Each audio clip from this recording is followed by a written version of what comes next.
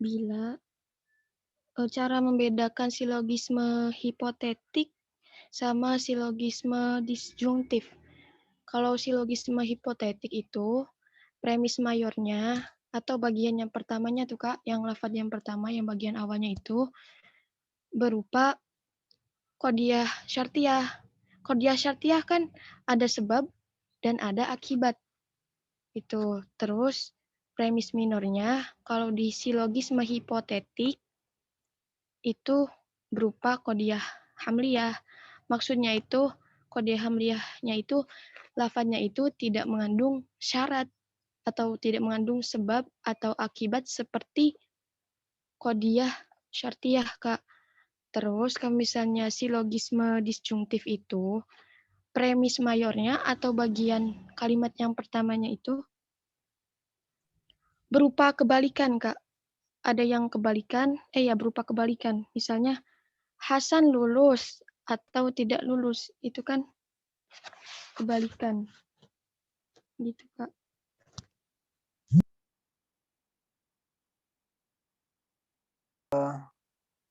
Di mana di dalam ada bagian jika maka, itu istilahnya ada antisiden dan ada konsekuens tadi yang disampaikan hukum makalah. Ada jika, ada maka, itu biasanya adalah hipotetik. Makanya tadi hipotetik itu adalah argumen yang premis mayornya berupa proposisi hipotetik, sedangkan premis minornya adalah proposisi kategorik yang menetapkan atau mengingkari terma antesiden atau konsekuens. Jadi lagi sekali yang namanya silogisme hipotetik itu adalah yang ada jika maka, ya biasanya jika maka, ada antisiden dan ada konsekuens. Itu untuk premis mayornya. Nah, untuk premis minornya itu adalah dia menetapkan atau mengingkari dari antisiden atau konsekuens premis mayornya. Contohnya misal tadi kamu bilang tadi, misal jika Amin rajin, maka jika Amin rajin, apa kira-kira contoh yang paling yang tadi yang di buku di sini apa contohnya di sini? Ada nggak contoh sini? Coba ke atas lagi yang hipotetik paling atas. Apa tadi contoh yang paling atas itu? Oh ini bukan, yang bawah yang lebih jelas saja. Atau ini saya temui nih, misal jika Ismail menangis, Solikin menang. Ini juga bisa nih, yang di bawah juga. Bila A terlaksana, ini hukum-hukumnya. Contohnya ini ya, perhatikan yang contoh dulu yang bagian meskipun hukum-hukumnya. Bagian hukum A pertama, bila terjadi peperangan harga bahan makanan, apa ini sih? Ini nggak ada koma titiknya. Bila terjadi peperangan harga bahan makanan, ini komanya di mana nih?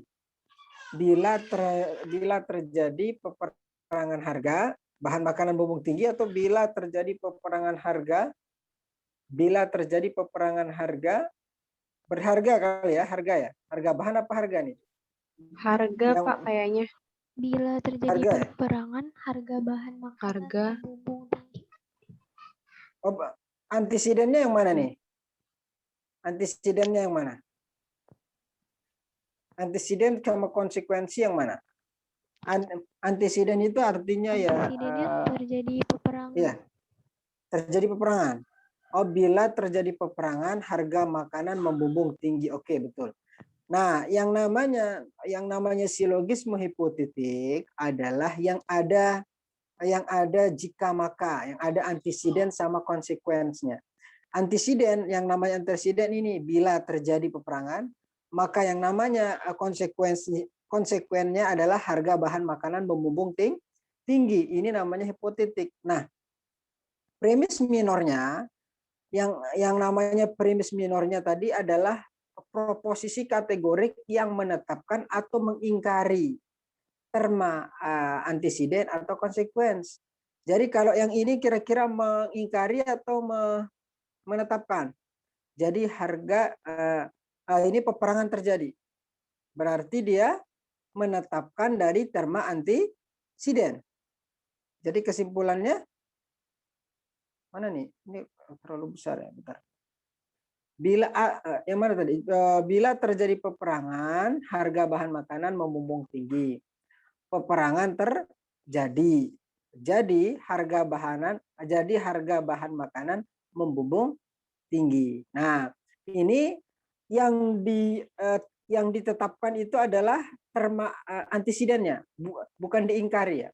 Jadi nanti yang namanya di dalam di dalam silogisme hipotetik ini ada kalanya dia menetapkan atau mengingkari dari antisiden atau mengingkari dari antisiden. Nah, makanya hukum-hukumnya ini kalian harus pelajari dulu. Jadi secara sederhana tadi sudah dijelaskan kalau silogisme hipotetik itu yang ada jika makalah gitu. Nah, tetapi kalau disjungtif, nah kalau disjungtif itu bukan jika maka, tetapi apa istilahnya yang keputusnya disjungtif. Nah, yang ada salah satu alternatif. Nah, tadi udah dijelaskan kalau nggak salah ada deh. Nah, di sini nih. Silogisme disjungtif adalah silogisme yang premis mayornya keputusan disjungtif sedangkan premis minornya keputusan kategorik yang mengakui atau mengingkari salah satu alternatif. Nah, makanya di sini kalau silogisme disjungtif ada atau dia. Ya. Dia biasanya ada atau. Tapi kalau hipotetik ada jika maka, jika ada antisiden ada konsekuensi. Tetapi kalau disjungtif dia adalah alternatif. Nah, tapi nanti dibagi dua, ada yang arti sempit dan ada arti luas. Coba lihat, perhatikan contohnya. Mana contohnya nih? Silogisme disjungtif, bentar di atas, ke atas lagi. Di atas. Silogisme disjungtif adalah silogisme yang premis mayornya keputusan disjungtif, sedangkan premis minornya keputusan kategorika yang mengakui atau mengingkari salah satu alternatif yang disebut oleh premis mayor. Contoh premis mayor, kamu atau saya yang pergi. Nah, ini namanya disjungtif. Kamu atau saya yang pergi. Jadi pilihannya kamu atau saya. Nah, premis minornya itu adalah nanti apakah dia mengakui atau mengingkari dari salah satu alternatif yang di atas. Nah, kalau salah satu yang diakui, misalnya keputusannya berbeda. Contohnya, kamu atau saya pergi. Nah, premis minornya, kamu tidak pergi. Maka kesimpulannya adalah sayalah pergi. Ini sebenarnya gampang banget. Ini gampang banget untuk untuk silogisme disjungtif. Contohnya misal di dalam buku lain itu contohnya ia lulus atau tidak lulus. Nah, ini kan namanya disjungtif, ada alternatif. Ia lulus atau tidak lulus. Nah, kemudian minornya adalah ia lulus, maka yang menjadi kesimpulannya adalah ia bukan tidak lulus.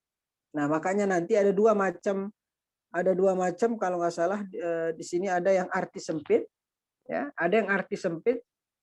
Sempit itu artinya adalah yang premis mayornya mempunyai alternatif kontradiktif. Nah, ya, yang mempunyai yang namanya sempit itu adalah yang premis mayornya mempunyai alternatif kontradiktif.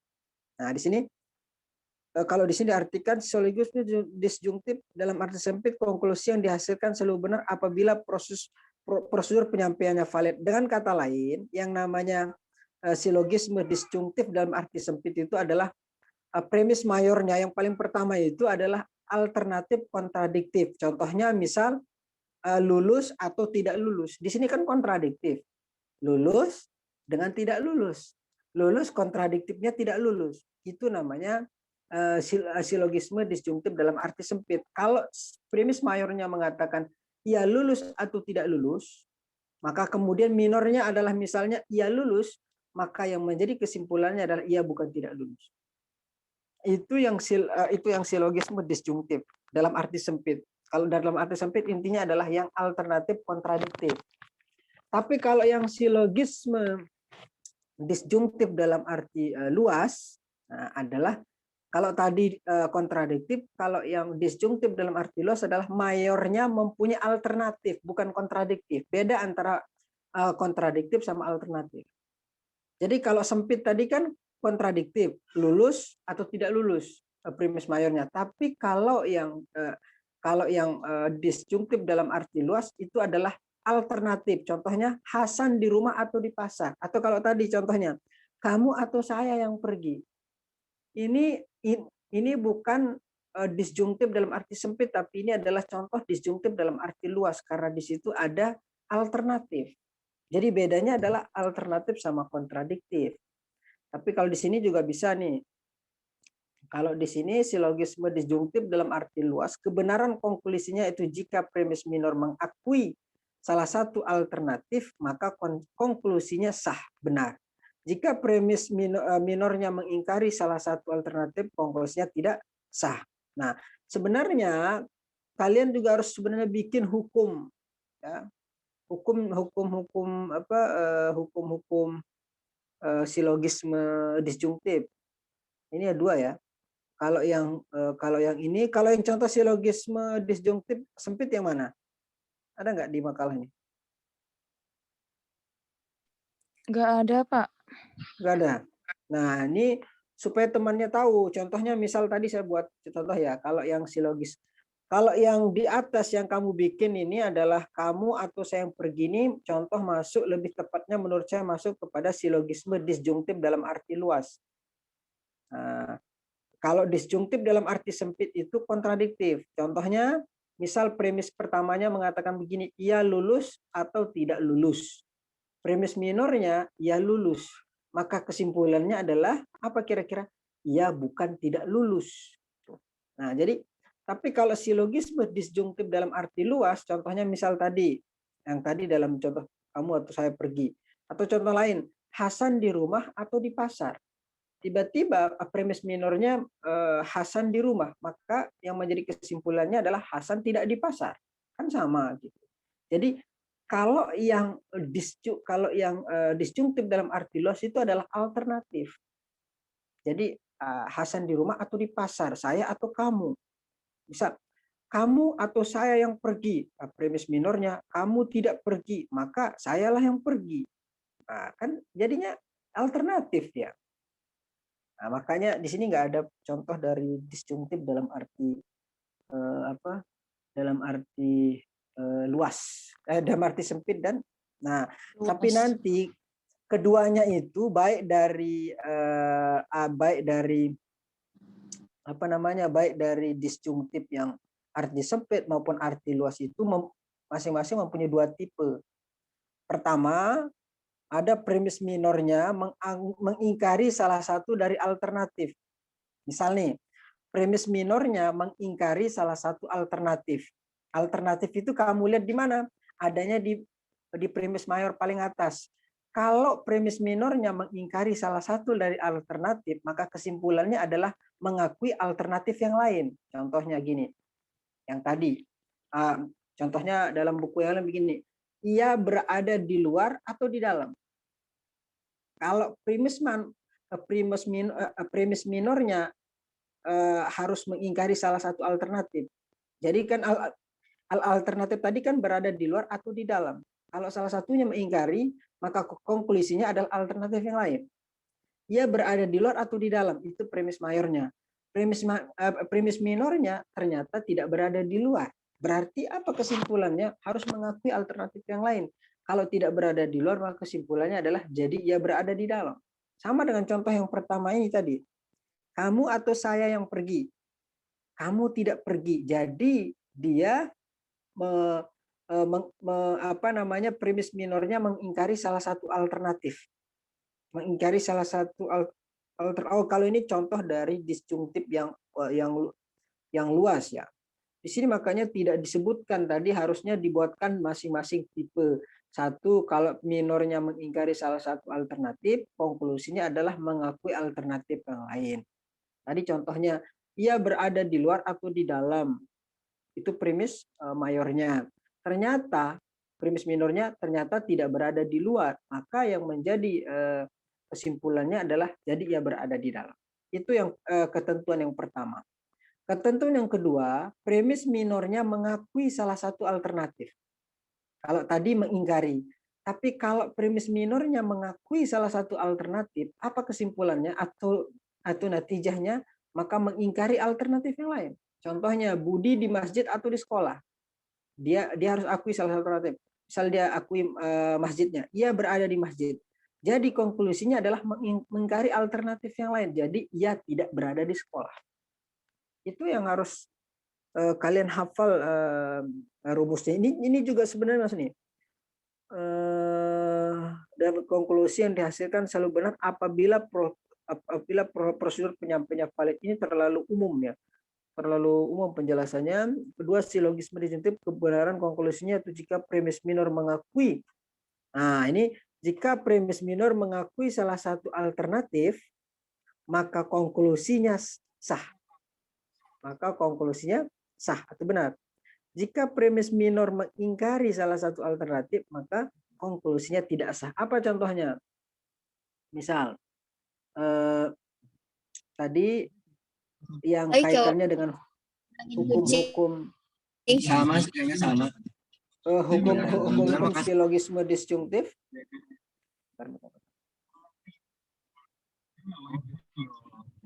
Oke, silogisme disjungtif dalam arti sempit tadi sudah ya, yang dihasilkan selalu benar apabila prosedur penyimpulannya valid. Nah, tadi ini betul sudah disampaikan. Kemudian silogisme disjungtif dalam arti luas kebenaran konklusinya adalah sebagai berikut. Jadi kalau disjungtif ini dalam arti luas ini ada dua yang harus kalian hafal. Satu, jika premis minornya mengakui salah satu alternatif, maka konklusinya sah. Contohnya misal apa? Kalau yang contohnya Budi menjadi guru atau pelaut. Budi menjadi guru atau pelaut. Jika premis minornya mengakui salah satu alternatif, jadi Budi adalah guru misalnya.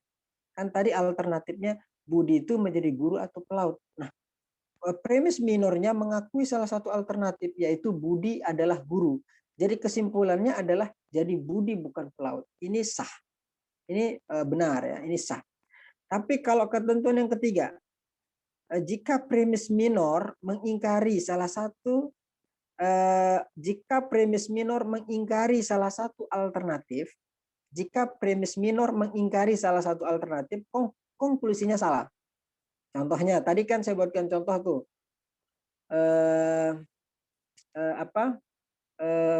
Atau contoh lain di dalam buku itu mengatakan begini, penjahat itu lari ke Yogyakarta atau ke Solo.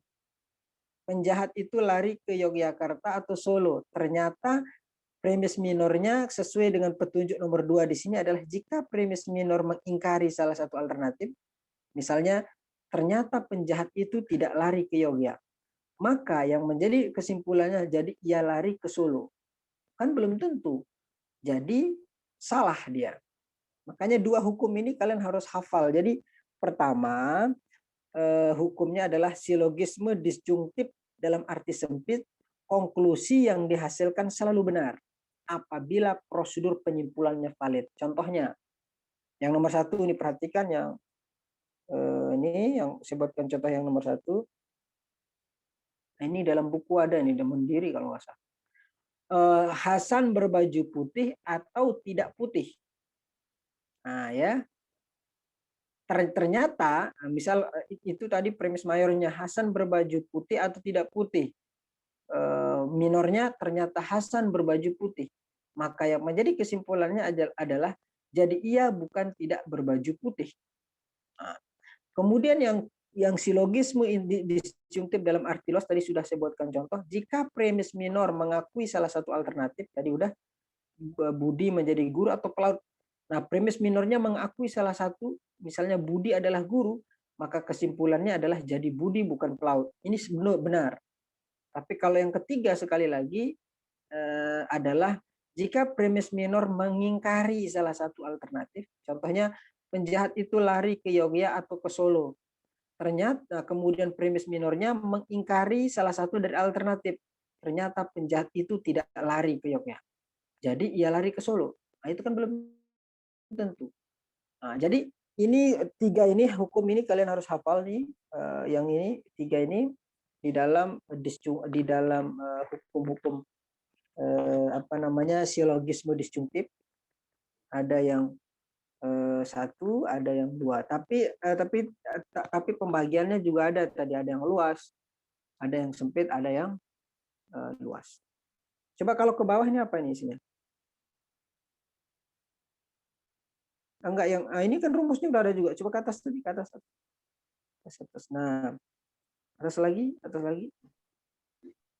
Berdasarkan metode penarikan kesimpulan di atas, konsep matematika dapat diturunkan dari konsep dalam logika dengan melalui batasan-batasan yang sangat jelas, sehingga memungkinkan tidak adanya konklusi-konklusi yang dinilai kabur atau tidak rasional. Berarti metode penarikan kesimpulan dalam matematika sangat rasional dan bisa dibuktikan secara ilmiah, yaitu term tengah menjadi subjek pada premis mayor dan premis minor. Rumusnya adalah MP, MS, dan SP. Misalnya, setiap manusia mempunyai rasa takut, itu M. Kalau dalam bahasa Arabnya disebut dengan haddul ausat, ya. Haddul ausat itu artinya yang diulang-ulang, lafaz yang diulang-ulang. Itu MM ini adalah lafaz yang diulang-ulang. Setiap manusia mempunyai rasa takut, tapi setiap manusia adalah binatang.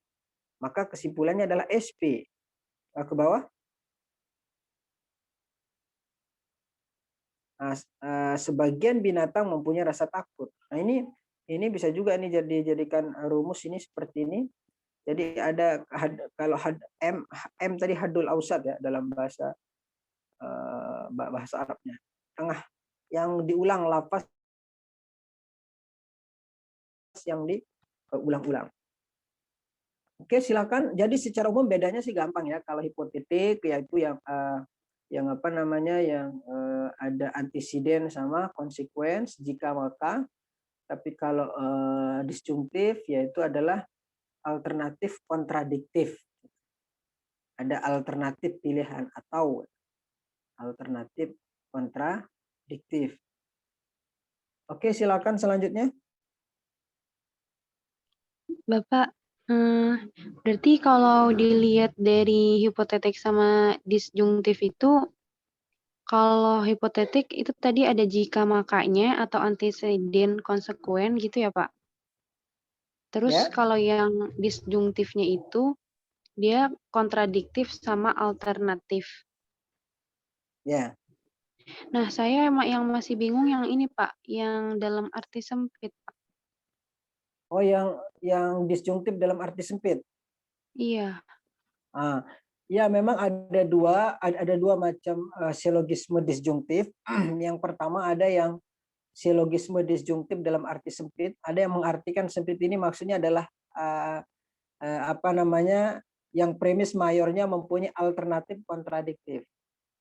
Tapi kalau yang luas itu hanya apa namanya yang mayornya mempunyai alternatif bukan kontradiktif.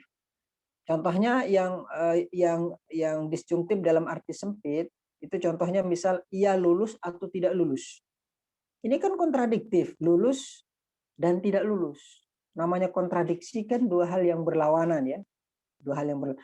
Tetapi kalau yang dalam arti luas yang kebanyakan dipakai tadi yang dalam arti luas itu adalah alternatif. Hasan di rumah atau di pasar. Ini kan alternatif pilihan. Tapi kalau yang tadi bukan pilihan, tapi kontradiktif. Lulus atau tidak meskipun pilihan tetap ya, tapi maksudnya adalah pilihannya yang bersifat kontradiktif. Lulus atau tidak lulus. Kalau tadi di rumah atau di pasar.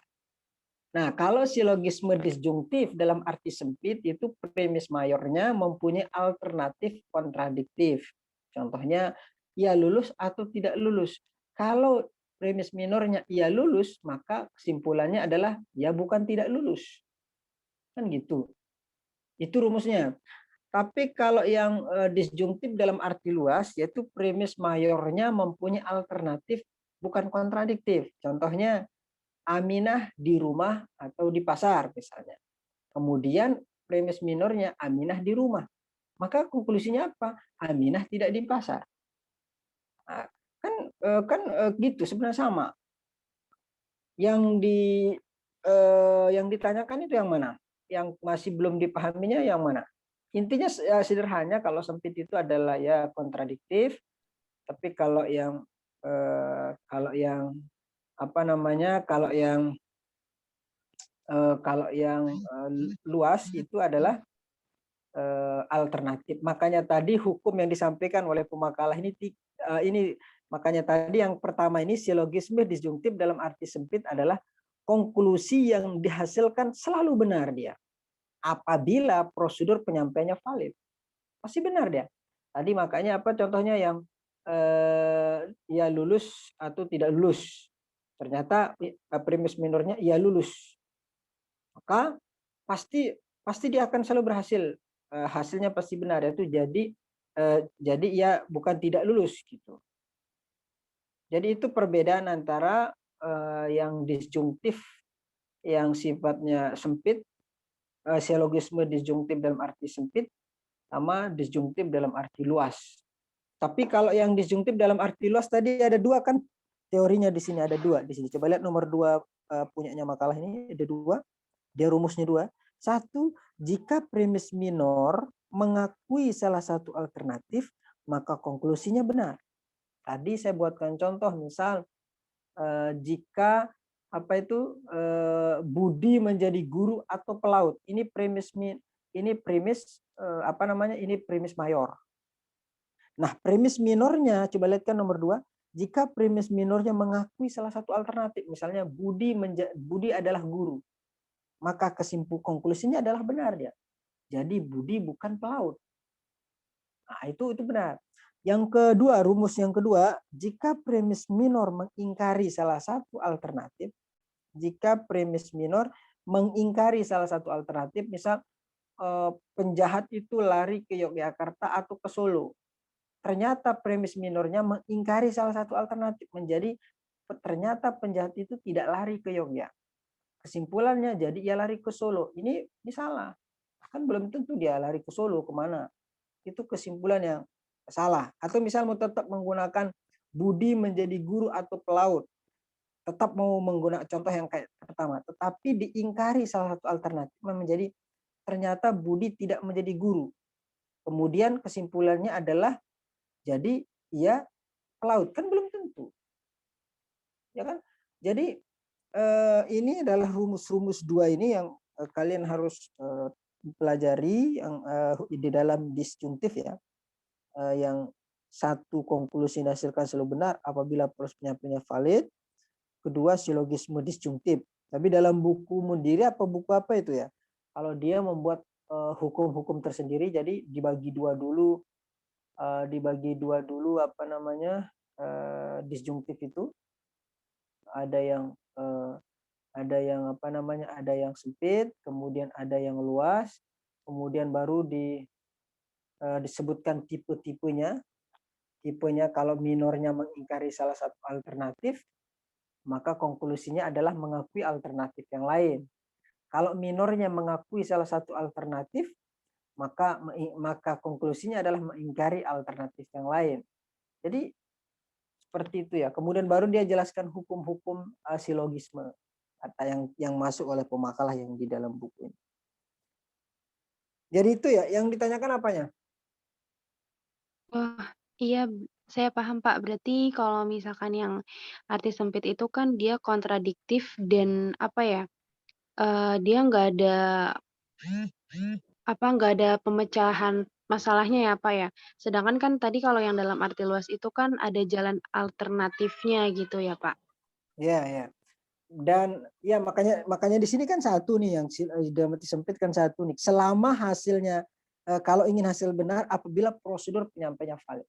Tapi kalau luas dia jika primus minor mengakui maka bla bla bla.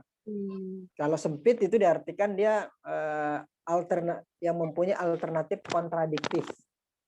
Ya. Mempunyai alternatif kontradiktif, lulus atau tidak lulus misal. Apa contohnya kira-kira selain itu?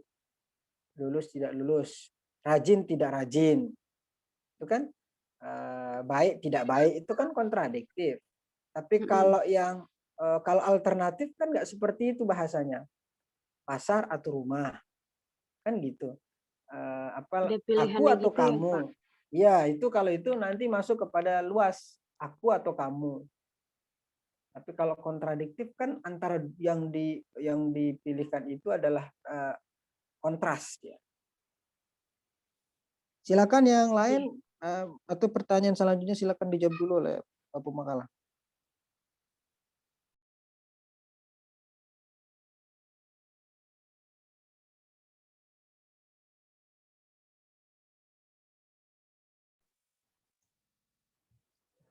Baik teman-teman, apakah ada yang ingin bertanya lagi?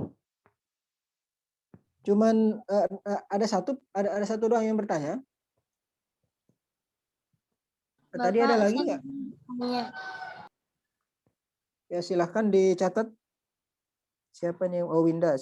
Siapa yang bertanya ini? Silakan dicatat Pemakalah. Iya Kak Winda, silakan. Iya Pak, punten tadi motong pembicaraan Bapak. Jadi gini Pak, soalnya kalau di buku Mundiri itu yang apa ya, silogisme yang arti sempit itu minornya selalu, pokoknya tuh minornya tuh mengiyakan, mengakui, tapi konklusinya itu mengingkari. Berarti intinya kalau yang arti sempit itu minornya itu selalu apa ya, minornya itu selalu mengakui, makanya konklusinya itu selalu konklusinya itu selalu mengingkari. Terus kalau yang apa, kalau yang luas itu dibalik gitu, minornya selalu mengingkari, makanya konklusinya itu selalu mengakui gitu. Begitu bukan Pak maksudnya Pak? Terima kasih. Kalau apa tadi? Kalau yang sempit apa tadi minornya mengakui, betul. Kalau yang sempit minornya mengakui. Misalnya tadi contohnya adalah apa itu? Ia lulus atau tidak lulus. Maka minornya mengakui ia lulus. Maka nanti kesimpulannya adalah pasti dia ia bukan tidak lulus. Ia bukan, pasti dia mengingkari dari yang alternatif yang lain. Ia bukan tidak lulus. Tapi kalau yang luas nggak mesti ya. Tadi ada juga misal contohnya kalau yang luas itu kan bentuknya dua. Kalau premis minornya mengakui salah satu alternatif, maka konklusinya benar. Contohnya Budi menjadi guru atau pelaut. Nah di sini dia mengakui premis minornya mengakui misal Budi adalah guru. Jadi kesimpulannya adalah jadi bukan pelaut. Tapi ada nanti jenis disjungtif dalam arti luas yang dia mengingkari salah satu alternatif, tapi ini nggak benar. Ini yang salah. Jadi ya bisa disimpulkan ya memang ya selalu diakui ya. Tapi kalau hasilnya yang tidak benar, pasti dia adalah premis minornya mengingkari salah satu alternatif. Contohnya Budi menjadi guru atau pelaut. Nah, ternyata nanti minornya adalah mengingkari menjadi ternyata Budi itu tidak menjadi guru. Maka kesimpulannya adalah jadi Budi menjadi pelaut. Jadi pelaut kan belum tentu. Nah, makanya tadi tiga itu yang rumusnya. Kalau yang sempit mengakui, minornya itu mengakui, maka kesimpulannya adalah mengingkari salah satu alternatif yang lain. Kemudian kalau yang luas adalah yang pertama apabila mengakui salah satu alternatif maka konklusinya benar. Kalau premis minornya mengingkari salah satu alternatif maka konklusinya tidak sah atau salah. Tadi saya buatkan contoh di awal penjahat itu lari ke Yogyakarta atau ke Solo. Ternyata penjahat itu tidak lari ke Yogyakarta, itu premis minornya. Maka ketika kesimpulannya jadi ia lari ke Solo itu kan tidak sah. Kan belum tentu dia kalau nggak lari ke itu tidak lari ke Yogyakarta belum tentu dia ya lari ke Solo. Jadi yang tadi yang bisa jadi kesimpulan dari Mundiri seperti itu ya, tetapi dia masih membuat opsi lain dari yang satu, pilihan yang satu. Kalau yang mengingkari berarti premis minor yang ingkari maka pasti hasilnya salah. Jadi itu ya.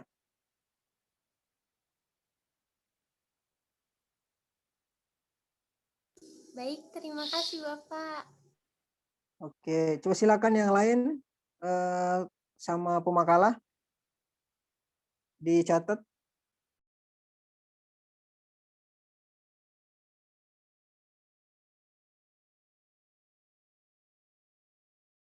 Untuk hukum-hukum hipotetik tadi sudah ya, hukum-hukum hipotetik. Sebenarnya untuk kalian bisa memudahkan, pelajari juga dua hukum-hukum hipotetik. Kalau tadi hukum-hukum disjungtif ada, hukum-hukumnya misal tadi apa tadi kalau nggak salah bila A, ini contohnya. Ini hukum-hukum yang kalian kalau untuk hipotetik, bila A terlaksana, maka B juga terlaksana. Bila A tidak terlaksana, nah, yang kedua, bila A tidak terlaksana, maka B tidak terlaksana. Ini salah. Ini yang salah. Kalau tiga, bila B terlaksana, maka A terlaksana. Contohnya kita lihat contohnya misalnya. Ya, bila terjadi peperangan apa nih? Ini bila terjadi peperangan, ini yang A ya. A. Bila terjadi peperangan, ini A, atau yang disebut dengan antisiden. Kemudian B-nya adalah harga bahan makanan membumbung tinggi. Bila A terlaksana, maka B juga terlaksana. Contohnya, peperangan terjadi, maka jadi harga bahan makanan membumbung tinggi. Nah, bila peperangan betul terjadi, berarti sebabnya terlaksana dan akibatnya juga terlaksana. Kesimpulan di atas adalah benar. Nah, di sini bisa dipahami ya, hukum silogisme hipotetik yang pertama. Yang kedua, bila A tidak terlaksana, maka B tidak terlaksana. Ini contoh yang tidak mungkin benar dan pasti salah kesimpulannya. Bila terjadi peperangan harga, intinya kalau mayornya sama semua ya, di atas A 1 sampai 4 nanti mayornya sama semua nih. Bila terjadi peperangan harga, bila terjadi peperangan, harga bahan makanan membumbung tinggi. Nah, ternyata A-nya nggak terlaksana, peperangan tidak terjadi, maka B tidak terlaksana. Maka ini belum tentu. Bisa jadi sebab peperangan tidak terjadi, maka kesimpulannya jadi harga bahan makanan tidak membumbung tinggi. Ini salah. Kenapa? Karena membumbungnya harga makanan kan tidak hanya disebabkan karena perang. Bisa jadi yang lain. Ini contoh yang salah.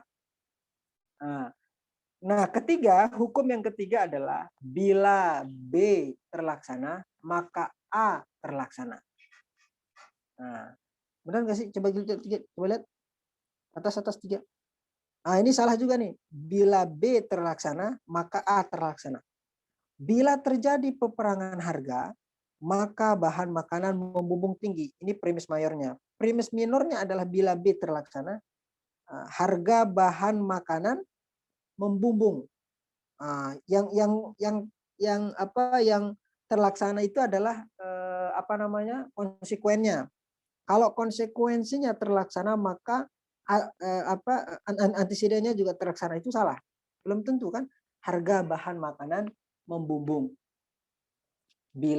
Coba perhatikan, bila peperangan terjadi, maka harga bahan makanan membumbung tinggi. Harga bahan makanan membumbung tinggi. Jadi peperangan terjadi. Ini sesuai dengan hukum yang ketiga. Membumbungnya harga makanan tidak hanya disebabkan oleh terjadinya peperangan. Mungkin oleh sebab lain. Itu sebabnya ini dia tidak sah. Oke, yang keempat. Lihat yang keempat. Bila B tidak terlaksana, maka A tidak terlaksana. Ini betul. Contohnya, bila peperangan terjadi, maka harga bahan makanan membumbung tinggi. Ini premis mayornya. Tadi rumusnya, bila B tidak terlaksana, harga bahan makanan tidak membumbung tinggi, maka A juga tidak terlaksana. Peperangan tidak terjadi. Ini sesuai dengan hukum yang keempat. Bila harga makanan tidak membumbung tinggi, berarti tidak ada sebab yang mendahulinya, termasuk peperangan yang menjadi salah satu sebabnya. Itu sebabnya ini disebut sah. Jadi ini hukum-hukum yang ada di dalam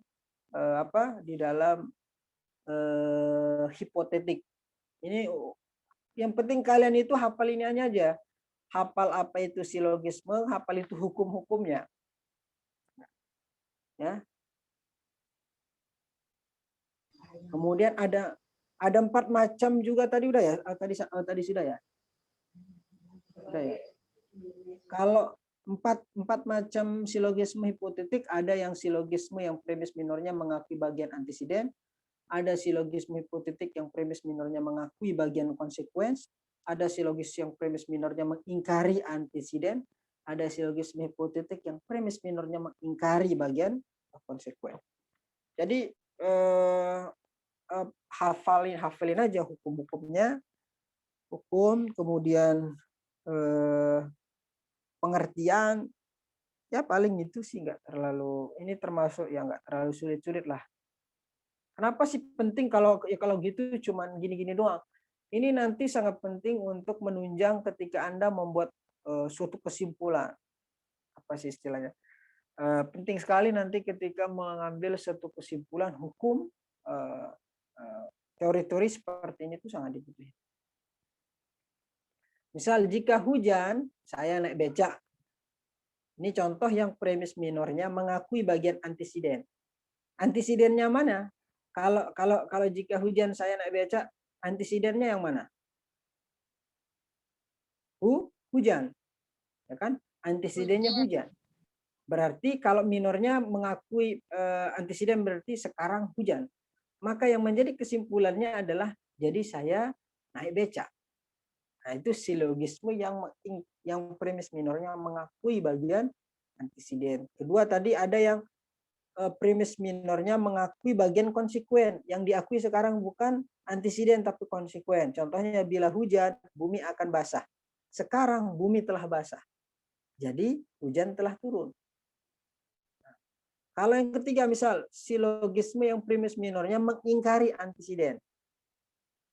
Jika politik pemerintahan dilaksanakan dengan paksa, maka kegelisahan akan timbul. Yang diingkari adalah antisidennya. Mana antisidennya? Politik pemerintahan. Sekarang diingkari, tambahin aja kata tidak. Menjadi politik pemerintahan tidak dilaksanakan dengan paksa. Jadi kegelisahan tidak akan timbul.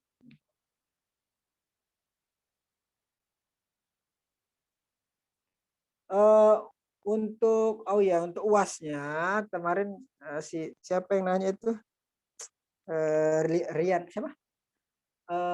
Untuk UAS-nya nanti dikumpulkan pas UTS-nya maksudnya. UTS-nya nanti dikumpulin pada saat UAS. Ya. Bukan berarti UAS-nya itu adalah kumpulin kalah, enggak, beda-beda lagi ya, beda lagi nanti soalnya. Tapi kalau untuk UTS-nya pengumpulan makalah. Misal dari makalah ini ada perbaikan-perbaikan saya, misal di sini, bentar ya, coba lihat ke atas, dari atas. Dari atas footnote-nya tadi ada yang mana itu footnote-nya? Nah, ini footnote-nya harus masuk ke dalam dikit. Terus tulisannya harus sama dengan yang di atas. Yang di bawah ini footnote-nya itu adalah Calibri kayaknya ini dalam komputer, dalam laptop itu. Tapi harusnya adalah sama-sama Time News Roman. Jadi di tab ke dalam. Ya. Terus yang tadi masukan saya untuk yang di disjungtif itu buatkan hukum-hukum yang lebih agak kayak variabel gitu. Hukum-hukumnya seperti yang kamu buat ke hukum-hukum yang di yang ada di hipotetik. Ini udah bagus nih, contoh kayak MP, MPS ini bagus. Tapi maksud saya buatin ini kan gabung nih 1 sama 2 nih. Tadi saya jelaskan 3 itu ketentuannya itu yang 1, yang 2 ini dibagi 2, yang luas ini dibagi 2 jika premis minor mengakui. Dibuatkan contohnya masing-masing supaya temannya lebih mudah. Untuk coba lihat daftar pustakanya di bawah. Ini sama ya, nanti diganti juga itu tadi footnote-nya. Nah, ini penulisan daftar pustaka juga salah nih, harus ke yang bagian nama yang bawahnya itu ke dalam. yang pertama apa yang kedua yang ke dalam ya? Coba nanti cek di panduan penulisan skripsi IIQ. Nah, ini kalau bisa ditambah lagi dari referensinya dari jurnal. Di jurnal ada nggak di sini? Nggak ada ya jurnal. Ini Siti Imro'atus Sayyidah Silogisme Ilmu Mantik. Ini apa ini? Ini buku, ini jurnal atau ini apa? Ini nanti diperbaiki. Ini apakah jurnal, apakah buku? Kalau buku kan harus ada tahun terbitnya, tempat terbitnya mana, nama penerbitnya, tahun terbitnya nggak ada. Yang ada hanya nama pengarang sama judul. Ya. Nah, untuk penulisan daftar pustaka itu tidak boleh sebut gelar. Tapi langsung Mundiri. Nggak boleh Doktorandus Haji Mundiri. Nanti dihapus gelarnya. Ini sederhana tapi dalam perkuliahan ini sangat penting sekali. Nggak ada buka kurung. Ya, nggak ada buka kurung di dalam penulisan daftar pustaka. Dihapus buka dan tutup kurungnya nggak ada. Jadi nama pengarang, kalau nama pengarangnya terdiri dari dua nama, maka dibalik. Misal Muhammad Hizbullah, Hizbullah, Muhammad titik. Nah, misal Winda Hamidah, Wanda Hamidah. Hamidah, Wanda, Winda. Titik, baru judul. Setelah nama, baru judul buku. Setelah judul buku, baru kemudian tempat terbit, Depok, nama penerbit PT Raja Grafindo, kemudian baru tahun terbit titik.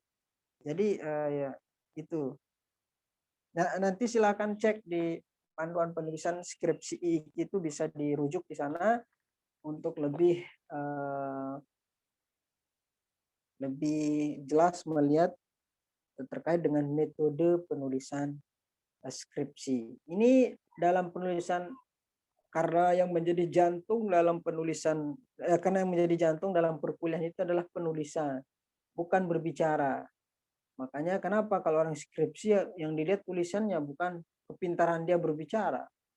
Ya memang itu dibutuhkan, tetapi kita butuh bukti konkret. Nanti kalian bisa nulis skripsi, jangan sampai nanti ketika kalian sudah mau nulis skripsi masih belum bisa menulis daftar pustaka. Tapi kalau kalian insya Allah lah masih diberikan keringanan ya. Masih baru semester berapa? 3 ya. Nah, nanti kira-kira 2 tahun lagi ya kalian udah nulis skripsi. Setahun apa 2 tahun lagi? Setahun lah. 3 berarti tahun depan 6. Oh ya setahun setengah lagi kalian udah menulis skripsi wisuda kan.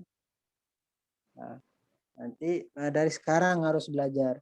Nanti ini kan kalian juga nanti belajar nulis. Kalau kalian nulis di koran di mana, coba syukur-syukur kalau ada anak IAT yang rajin nulis, kirim tulisannya ke koran kan bisa tuh, atau di blog-blog yang sudah terakui seperti di koran mana gitu. Di Detik aja kan udah ada itu. Untuk kolom penulis. Itu tempat kalian untuk, misal kali ini kita belajar mantik, kalian bisa belajar, kalian harusnya bikin tulisan sekaligus makalah kalian ini, kalian bisa buat menjadi sebuah artikel yang dimuat di mana di kolom-kolom tertentu, bagus itu. Nah, jadi apa yang saya suruh perbaiki, kemudian nanti tapi dijadikan seperti bentuk artikel, misal di mana di Kumparan atau di kureta.com itu kan nama kalian berjajar di situ kan bagus. Nanti setelah sekian banyak dikumpulin bisa dijadiin buku. Nah, kalau ada yang tertarik dengan dunia tulis menulis ya apapun yang nggak hanya masalah materi ilmu mantik, ilmu apapun, kalau kalian punya keahlian, silahkan dituangkan. Mumpung kalian masih muda ya kan, di koran, di mana. Ya kalau dikasih honor ya alhamdulillah. Ya kalau enggak ya anggaplah sebagai tempat belajar. Tapi Tapi kalau koran-koran tertentu seperti Republika itu kalau tembus kan dapat. Kalau nggak salah ya sekitar 350 apa berapa ya kalau sekali tembus di situ. Belajar dari sekarang. Oke, jadi untuk UTS-nya perbaikan makalah dari yang saya sampaikan. Jadi nanti perbaikan makalahnya adalah sifatnya umum ya, dalam artian bisa jadi yang saya kasih suruh perbaikan untuk kelompok ini berlaku juga untuk kelompok yang lain. Seperti footnote, daftar pustaka itu juga berlaku bagi kelompok-kelompok yang lain. Nanti yang ngumpulin satu kelompok, berarti berapa orang nih misal sekarang? Berapa orang nih? 3, tapi dijadiin satu oleh ketua posmanya. Dijadikan satu file, kirim ke email saya. Nanti pada saat hari UAS berlangsung. Nah, nanti UASnya saya kasih soal yang lain, kemudian kalian sambilan kerjakan soal yang saya buat, kalian tinggal kirim email kan, bukan dikerjain. Makanya pada saat hari Anda UAS untuk perbaikan makalahnya dari sekarang.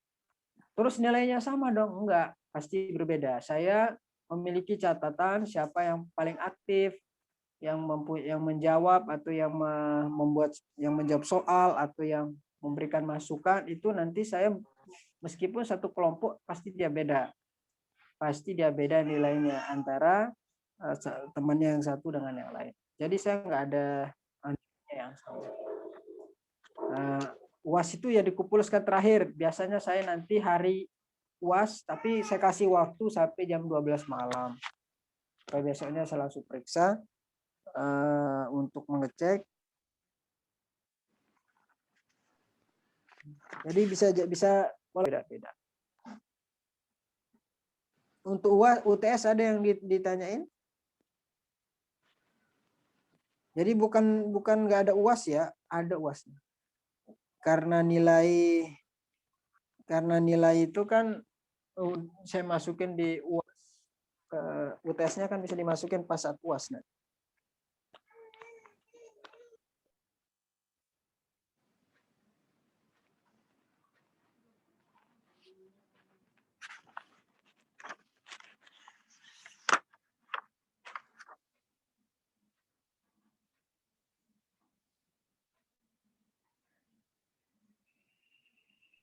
Ya silakan. Pak, yang tadi itu yang pertanyaan si Alivia itu kan yang apa tuh? Apa tadi Kak? Dilema. Dilema dalam Iya. bahasa mantik.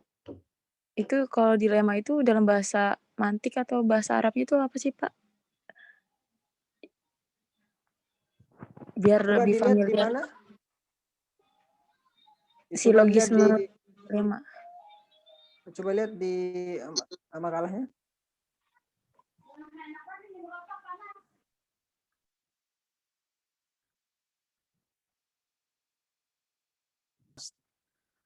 Itu saya lupa. Coba nanti lihat di bukunya siapa itu? Bentar saya. Dilema, coba cari di bukunya Nuruddin apa bukunya siapa itu? Yang punya buku Nuruddin, saya lupa apa istilahnya itu. Kalau aks bukan ya. Apa istilahnya tentang dilema? Di sini diartikan apa di sini? Kalau menurut Mundiri dalam bukunya yang berjudul Logika, ia mengartikan dilema adalah argumentasi. Kalau secara umum mungkin bisa dimasuk kepada apa itu kalau dalam buku hujah atau apa, tapi bukan hujah. Ada bahasa yang lebih familiar. Coba lihat di bukunya itu, bukunya Nuruddin yang punya. Ada nggak yang punya di situ? Ada bahasa yang itu saya lupa istilahnya tadi, saya mau nyampein.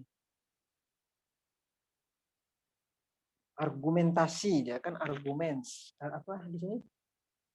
Mengartikan dilema adalah argumentasi, bentuknya merupakan campuran antara silogisme hipotetik dan silogisme disjungtif.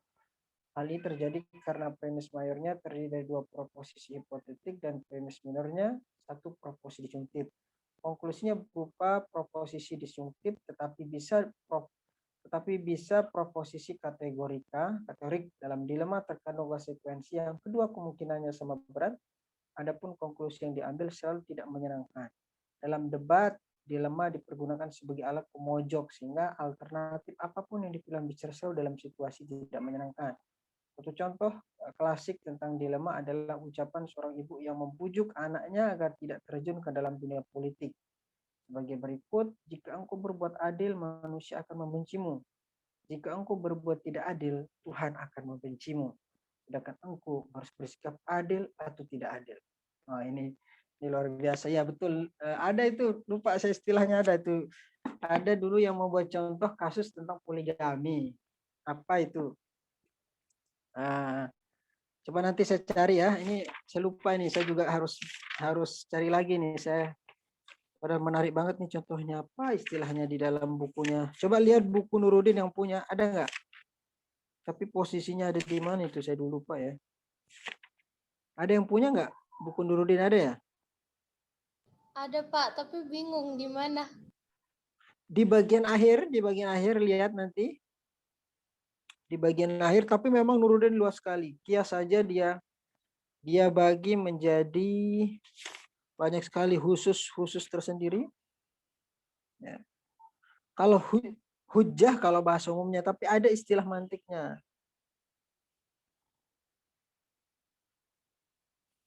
Coba nanti saya cari ya. Saya pun lupa ini untuk yang dilema. Karena memang ada sedikit kadang perbedaan antara mantik istilah logika dengan istilah mantiknya, sorry. Ada istilahnya, ada yang kadang juga nggak ada, tetapi dipersamakan di dalam sesuatu mantik di dalam bahasa mantik tersendiri. Ada itu. Seperti kias saja, coba lihat kias itu ada yang iktironi, ada yang istisnai. Ada yang nanti iktironi itu kadang masuk kepada hipotetik. Nah, nanti makanya ada sesuatu yang kadang lebih mudah dijelaskan menggunakan mantik, ada yang ada juga nanti lebih mudah dijelaskan melalui ilmu logika. Apa istilahnya? Coba nanti dibaca di bagian akhir ya. Ada berapa yang punya ini buku yang punya Mundhiri? Ada berapa orang selain Winda? Ada nggak yang lain punya? Yang mana, Pak? Banyak Bapak yang punya Mundhiri. Oh, Kalau yang Mundhiri banyak, Pak. Itu kalau oh yang Mundhiri banyak, bukan maksudnya yang Nuruddin, maksudnya yang di Nah, Nuruddin. kalau yang Nuruddin nggak banyak, Pak. Coba nanti kalau yang punya itu lihat mulai dari kias. Dia memang kadang memang satu sisi terlalu itu umum dia penjelasannya si Nuruddin. Mulai dari kias halaman 472, apakah di istiqra'i atau di kias tamsili, mungkin masuknya nanti di situ. Antara kias tamsil atau kias khalf. Nah, coba nanti lihat di situ. Kalau nggak salah di kias tamsil tempatnya. Coba nanti yang kaitannya dilema. Panjang, tebal banget memang. Kalau kalian punya, kalau dia ini sebenarnya bukunya si Nuruddin ini diambil dari tulisan-tulisan dia yang dimuat di kolom kureta.com. Kureta.com. Jadi tulisan-tulisan dia yang tulisan-tulisan artikel dia yang ditulis ditulis di Kureta, jadi dia kumpulkan kemudian dijadikan tulisan, dijadikan buku. Baca coba nanti di bagian kias at-tamsil atau di mana itu, saya lupa kias mana. Karena nggak selamanya, kadang ada yang lebih mudah dijelaskan melalui logika ya, nggak semuanya bisa ke dalam istilah tertentu di dalam mantik. Coba di kias 568. Nanti kalau saya ketemu nanti saya ulang jelasin ya. Ini jadi PR saya juga nih untuk apakah saya harus di kias mana, kias khalfi, kias tamsili. Coba nanti dibaca yang punya bukunya. Selain Winda siapa lagi? Ada berapa orang? Saya ada Pak Nurudin, tapi lagi nggak Nah, dibawa. ya nanti dibaca dari mulai itu ya, dari kias panjang banget memang. Saya lupa dia. Nah, kalau Nurudin sering dia membuat contoh seperti qadiyah, apa dia, maudhu, mahmul. Coba 568 kalau nanti mau buat fokus coba di 568 kalau nggak salah nanti dibaca. Oke, jadi nanti saya akan cari yang bahasa spesifiknya. Nanti pemakalah juga silahkan jadi perbaikan kalau mau, tapi kalau enggak juga enggak apa-apa. Kalau ada silahkan ditulis versi mantiknya, ya, yang untuk dilema. Ya, karena dalam mantik lebih banyak memang tentang hipotetik ya. Kalau yang dua ini jarang. Yang lain silakan. Ada lagi? Sudah. Yang pemakalah berapa orang hari ini? Coba lihat namanya di atas, paling atas. Aslinya 4 orang, Pak, tapi Hilya lagi sakit. Oh, sakit. Oke, yang sakit siapa? Hilya.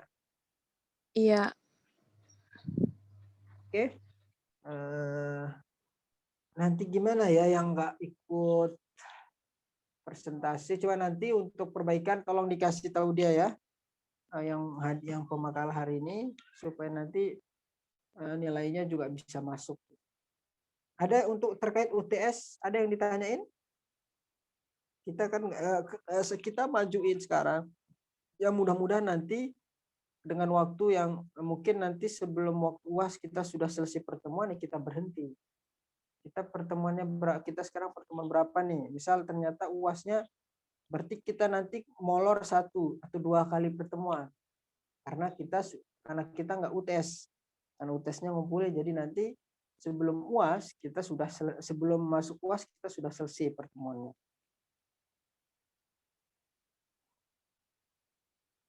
Oke, kalau nggak ada silahkan ditutup para pemakalah. Baik, terima kasih banyak Pak Ismullah atas jawabannya. Selanjutnya kami tutup presentasi hari ini. Terima kasih banyak kepada teman-teman yang sudah bertanya. Wassalamualaikum warahmatullahi wabarakatuh. Waalaikumsalam warahmatullahi wabarakatuh. Baik, ini masuk semua nggak nih? Berapa orang? 40. Iya, Pak. 39. Masuk semua? Ada yang Enggak, nggak Pak. masuk, Pak. Ada yang keluar Ada enggak? Oke, terima kasih. Sampai jumpa.